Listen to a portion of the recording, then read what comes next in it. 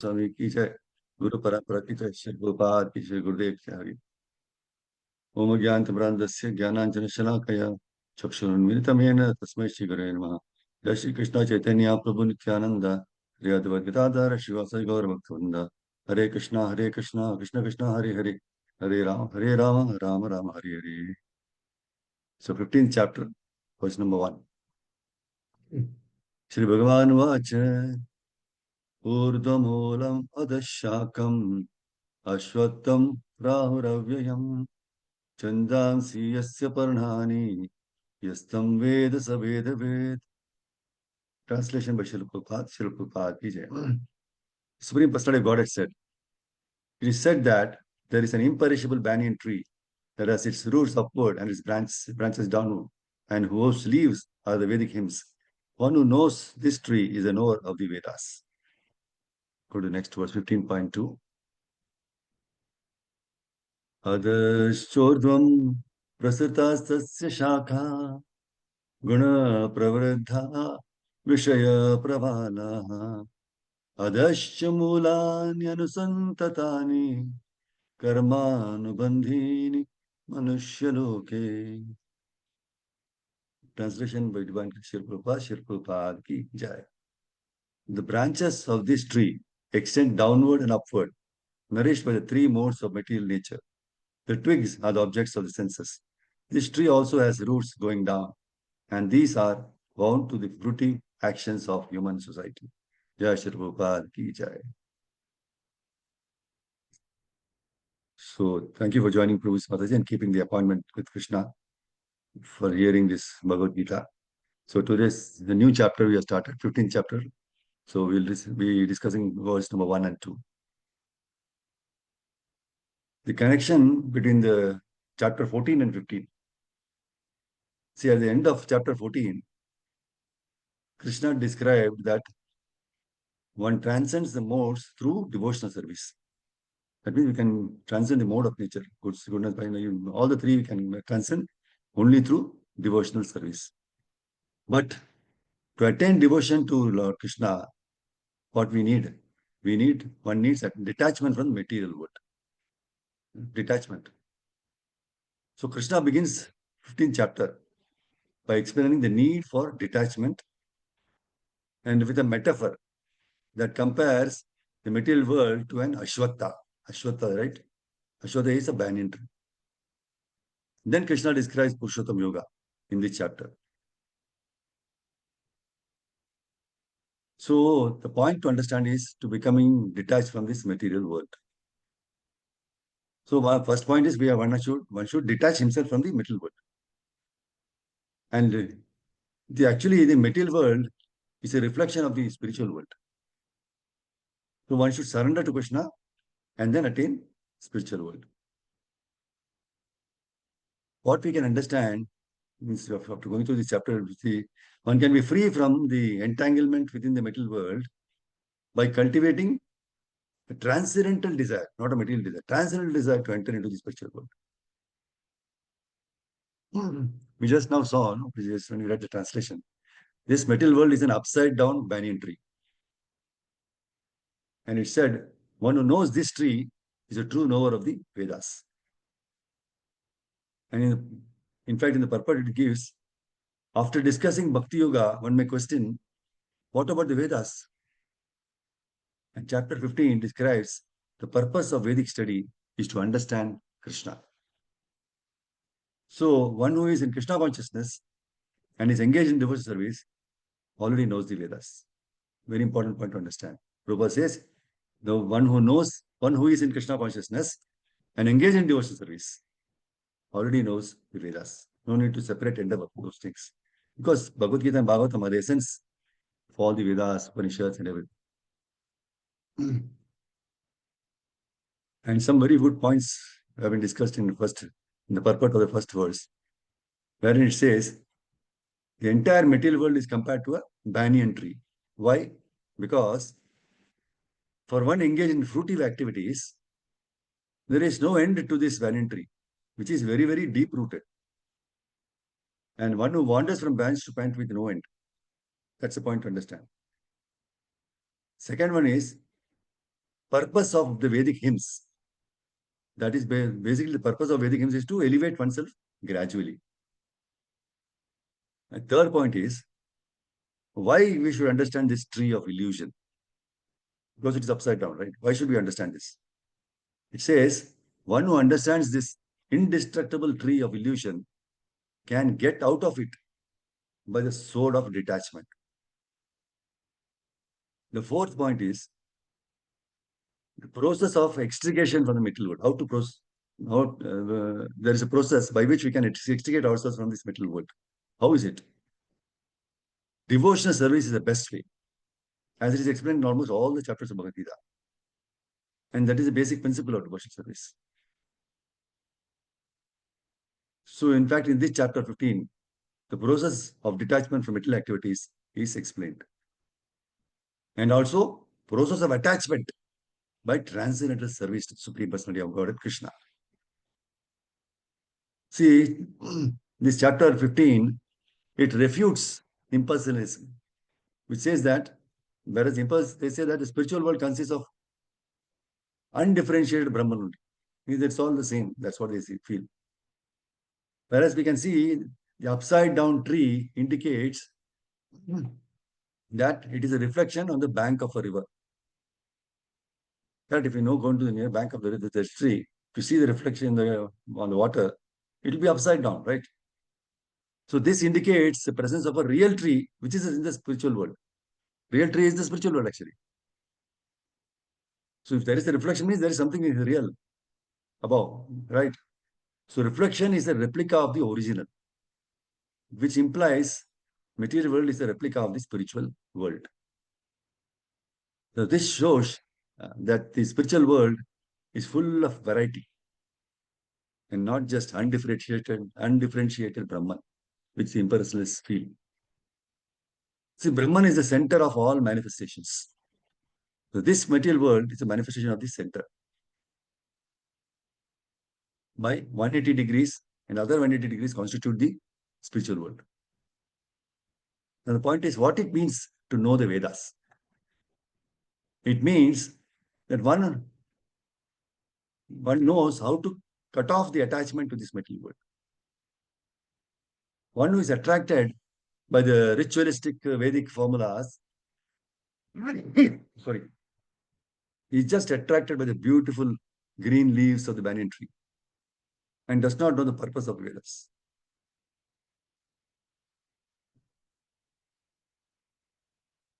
So this is the point for us to understand. So we can see branches, upper and lower planets, leaves, they are the Vedic hymns, twigs, they are the sense objects, tips of branches, they are the senses, or the fruits are dharma, artha, kama, moksha.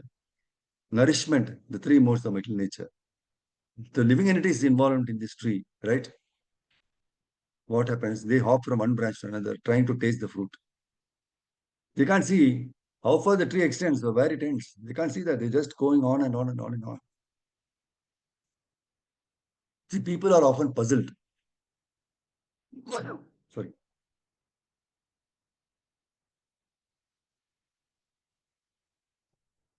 See, people are often very much puzzled. Why a soul who is situated in the spiritual world, he would trade his position of eternity, knowledge, and bliss for something temporary. That is ignorance and misery in this world of birth and death. Why should one transact that? Answer is quite simple. Every living being has the independence to act freely as he chooses. That minute independence is there. For example, many people who are looking for spiritual enlightenment come to satsang for the programs. In fact, more and more people are joining every day from all over the world. So through this satsang, they are being offered the greatest opportunity to attain the topmost spiritual perfection and return to their original position in the spiritual sky. But yet, we see that sometimes, for no good reason, people drop out of the satsang. Why do they do this? Because they have the independence. They're free to do so as they wish, even though they may be making the biggest blunder. In a similar way, Sometimes the soul misuses his independence and enters this material world. That's what we are. We are now in the material world because we are misused. We wanted to enjoy independent of Krishna, right? So that's why in the 15.1 verse is so beautiful. Shri Bhagavan vacha urdhva moola mada shakam ashwattam prahuravyayam chandan siyasya parnhani yastam veda sa vedavid. Translation says, the Blessed Lord said, there is a banyan tree which has its roots upward and its branches down, and whose leaves are the Vedic hymns. One who knows this tree is the knower of the Vedas. And in the purport, Srila Prabhupada says, there is no ready experience in this world of a tree situated with its branches down and its roots upward. You cannot, but there is such a thing. The tree can be found beside a reservoir of water. We can see that the trees on the bank reflect upon the water with their branches down and the roots up. We have experience of that. The tree of this material world is only a reflection of the real tree of the spiritual world. Prabhupada says in the purport that this tree, being the reflection of the real tree, is an exact replica. Everything is there in the spiritual world. We have made the biggest blunder in misusing our independence. And therefore, we are thrown into this miserable material world. However, Krishna is our loving Father. And out of his causeless mercy, he sends his representative to take us back to him in the spiritual world. See, we are neither able to understand nor visualize the spiritual world and are completely bewildered in this spiritual world. So, through this Krishna conscious movement, Srila Prabhupada has given us the platform to go home back to Godhead. See, let us visualize for a moment, okay? Just please, everybody, we can just close our eyes and visualize for a moment. Number one, attending Mangalarati.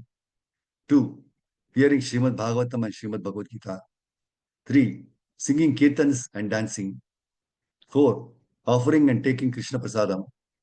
5, associating with devotees. 6, taking part in the festivals and Rath Yatras.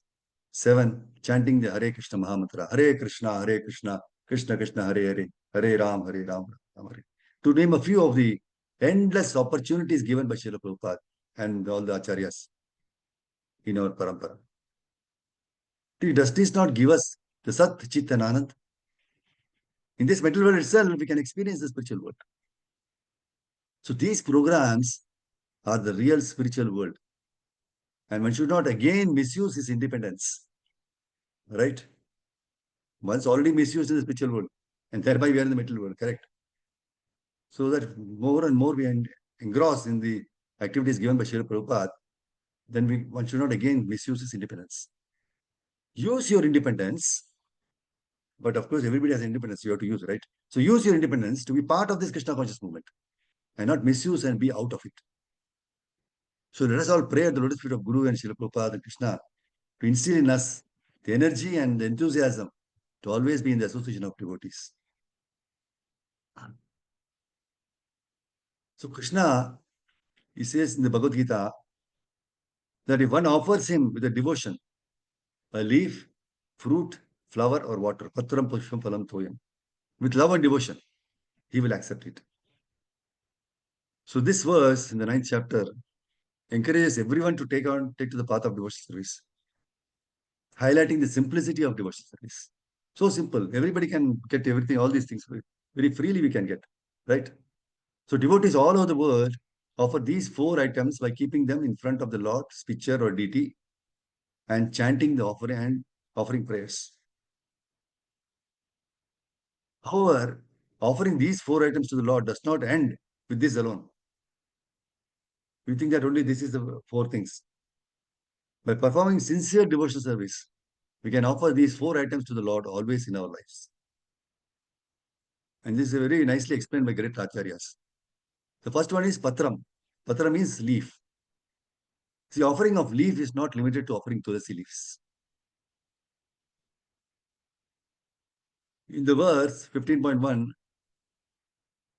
Krishna compares the material manifestation to a tree and the Vedas to the leaves of the tree. Chandamsi yasya paranani. So reading and teaching of the Vedas to others, please understand very carefully. First was offering the tulsi. It is not limited to that only, but like patram offering.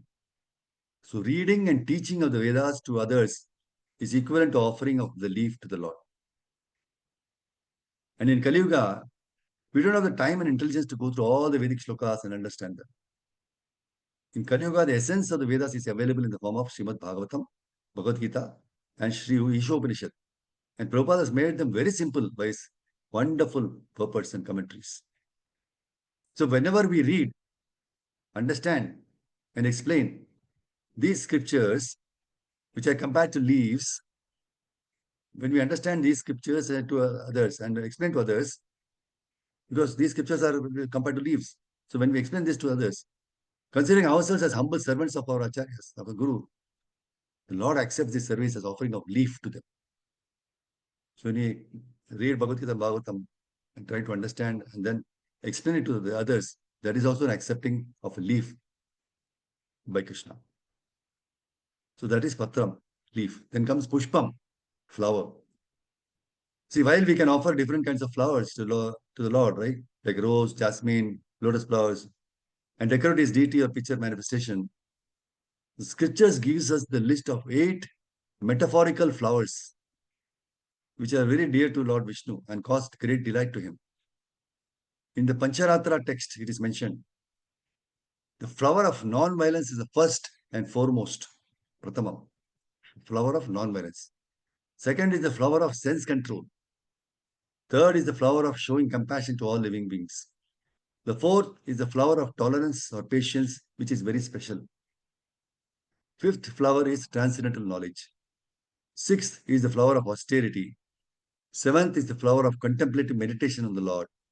Eighth is the flower of truth, speaking according to scriptures. And these 8 kinds of flowers delight the Lord Vishnu, and are very dear to him. So in our spiritual lives, whenever we endeavor to develop one or more of these qualities to the best of our capacity, and according to our situation, Krishna accepts this endeavor as offering of most delightful flowers to him. So Patram, the leaf, Pushpam, flowers. Third one is Phalam, fruit. See, while offering the fruits means offering apple, orange, bananas, correct? It is not limited to offering these fruits alone. Krishna states that one should offer the fruits of his activities to him. Correct? So there are different activities, such as activities for bodily maintenance, such as job, taking care of family, religious activities, etc., etc. So when we do these activities immaculately well, as an offering to Krishna, without attachment to the fruits, Krishna accepts these activities as offering of fruits to him. Also, when we seriously study Srimad Bhagavatam, which is a ripened fruit of Vedic literatures, and explain to others, Krishna accepts this service as offering a fruit to him. So making contribution of in any form to the spiritual cause also is accepted as offering of fruits by Krishna. So Patram, the leaf, Phalam, Pushpam, flower, Phalam, fruit, and Thoyam, water. See, while offering of water includes offering water, milk, fruit juices to Krishna. It is not limited to these items alone. Krishna wants everyone to purify the heart completely, so that we will shed tears on hearing his holy name and hearing the fame and pastimes and qualities. Then Krishna happily accepts these tears as offering of water to him. We cannot imitate this act of shedding tears till we are completely purified. However, in conditional life, we can see the other side. Due to envious nature, no, we shed tears internally and sometimes externally also by seeing others' prosperity and well-being. Because it is unbearable for us. Oh, he's doing better than do me, and we shed tears. That tears is not correct. So when we stop or reduce these tears, these are material tears, the Lord accepts this improvement as offering of water to him. When we reduce all these anarthas, then automatically the envy, jealousy, and all, then that is when we stop and reduce these tears, material tears, Lord accepts this improvement as offering of water to him. The process of devotional service is so wonderfully designed by Krishna and the great acharyas in our parampara that When we execute the different activities of devotional service sincerely, we will attain the stage where our entire life becomes an offering to the Supreme Lord Krishna. So the pure devotees and the spiritual master are the living examples for a life of such offering.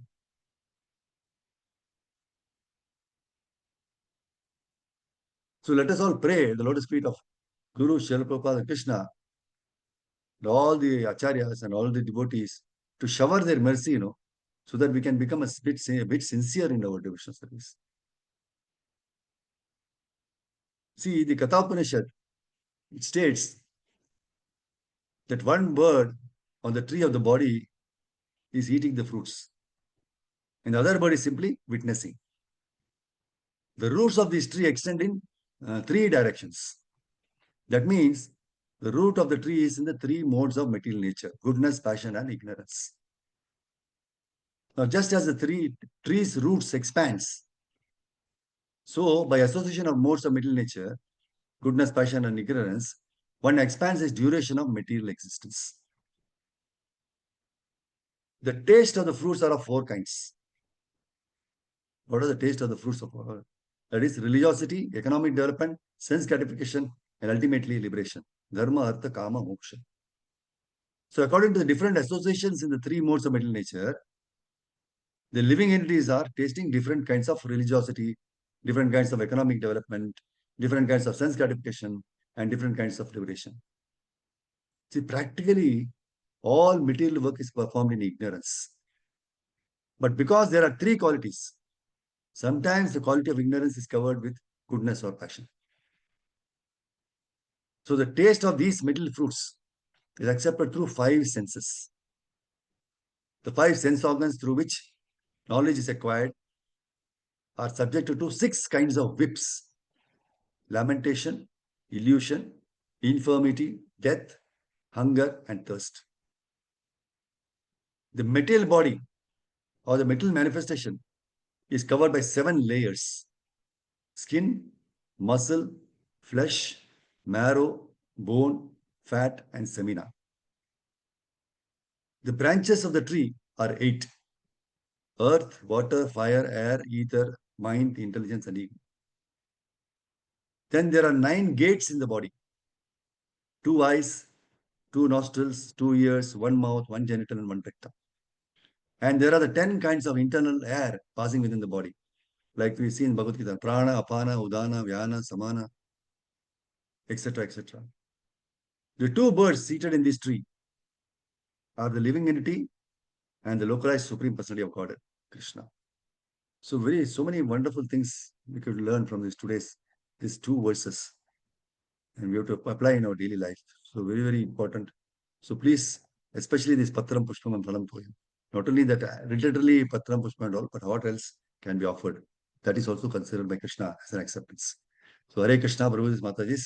Let's stop here. Thank you very much. Hare Krishna. Srimad Bhagavad Gita ki jai. Shri Prabhupada ki jai. Nitai Gaur Hari Gaur. Vancha Kalpatarovich Kripa Sandhuvaya Patitanam Bhavan. Thank you very much for giving me this opportunity to glorify the Lord and purify myself. Hare Krishna. If you have any questions or anything, you can share. Hare Krishna, Prabhu.